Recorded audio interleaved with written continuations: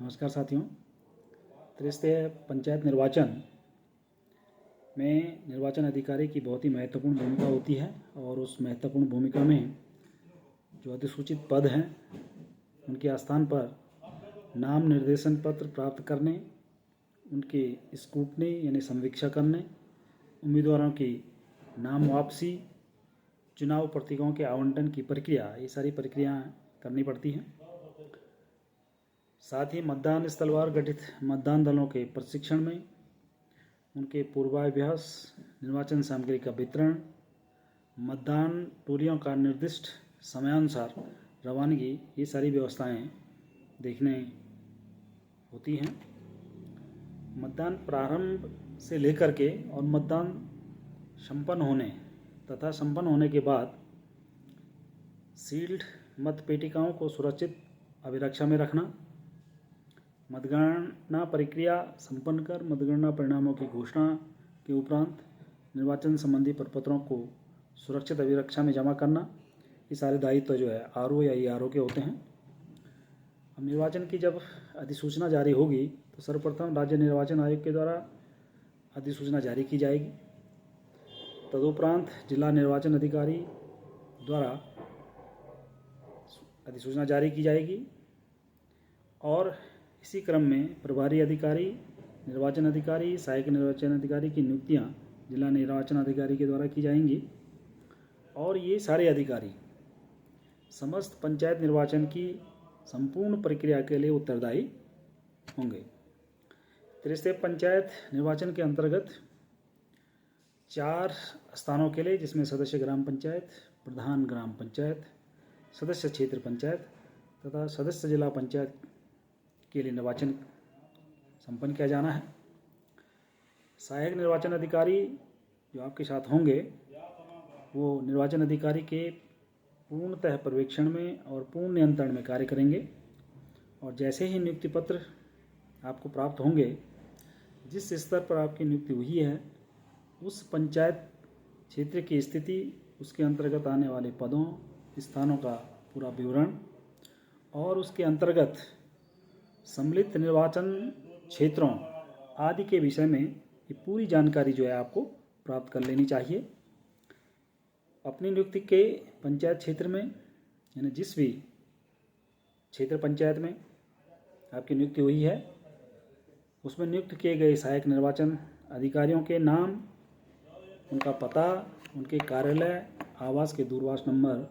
इस आदि की पूरी जानकारी आपको प्राप्त कर लेनी चाहिए ताकि आगे आने वाला जो कार्य है उसमें आपको सुगमता हो सके। उनसे आपको परिचय प्राप्त कर लेना चाहिए तथा निर्वाचन प्रक्रिया के प्रारंभ से लेकर के उसके समापन तक उनसे आवश्यक संपर्क और संवाद आपको कायम निरंतर रखना चाहिए। अपने कार्यालय, आवास का जो पता है, जो दूरभाष नंबर है, वो उनको नोट करा लेना चाहिए और उनके जो नंबर हैं वो आपको नोट कर लेना चाहिए। जारी निर्वाचन कार्यक्रम तथा समय सारणी की सूचना का आपको प्रचार प्रसार करना है। ये सार्वजनिक स्थल पर यथा निर्दिष्ट स्थान पर आपको ये प्रदर्शित करना है। निर्वाचन संबंधी जो भी बैठकें होंगी उनमें अनिवार्य रूप से पूरी जागरूकता के साथ और पूरी जिज्ञासा के साथ आपको भाग लेना है। निर्वाचन संबंधी जो अनुदेश हैं, आदेशों का सावधानीपूर्वक आपको अध्ययन करना है। आयोग द्वारा जारी निर्देश पुस्तिका को स्वयं आपको प्राप्त कर लेना है और अपने जो सहायक निर्वाचन अधिकारी हैं उनको उपलब्ध करा देना है और इनको बार बार, कम से कम 3 बार इसका अध्ययन आपको करना है। निर्गत आदेशों, उपबंधों, आदेशों का आपको समय का अध्ययन कर लेना है और संपूर्ण जानकारी से अपडेट हो लेना है। सभी पदों के नाम निर्देशन पत्र प्राप्त करने, उनकी समीक्षा करने, विधिमान्य नाम निर्दिष्ट उम्मीदवारों की सूची प्रकाशित करना, ये सारा काम आपका होगा।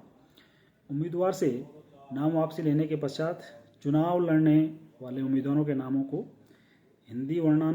क्रम में प्रतीकों का आवंटन करने की समस्त कार्रवाई निर्दिष्ट समय सारणी के अनुसार विकासखंड मुख्यालय पे संपन्न की जानी है। इसी तरह से जो जिला पंचायत सदस्यों के जो निर्वाचन होंगे तो उस निर्वाचन के लिए संबंधित उक्त सभी जो कार्रवाइयाँ हैं, ये सारी कार्रवाइयाँ वो जिला पंचायत मुख्यालय के यथा निर्दिष्ट स्थान,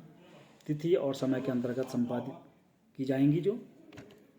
नाम निर्देशन पत्रों को निर्दिष्ट समय सारणी के अनुसार प्राप्त करने के लिए निर्दिष्ट स्थल अपने नियुक्ति से संबंधित पंचायत क्षेत्र के अंतर्गत आने वाले समस्त निर्वाचन क्षेत्र ग्राम पंचायतों के निर्वाचक रजिस्ट्रेशन अधिकारी द्वारा अधिप्रमाणित निर्वाचक नामावली की एक संपूर्ण प्रति आपको प्राप्त कर लेनी चाहिए और वांछित संख्या में अलग अलग पदों हेतु निर्धारित नाम निर्देशन पत्र उनकी बिक्री हेतु युक्त व्यवस्था आपको पहले ही संपन्न कर लेनी चाहिए। इसके अतिरिक्त आरक्षित अनारक्षित श्रेणी के प्रत्याशियों के लिए निर्धारित मूल्य की जानकारी, निर्वाचन के विभिन्न पदों और स्थानों के लिए निक्षेप के रूप में जो जमानत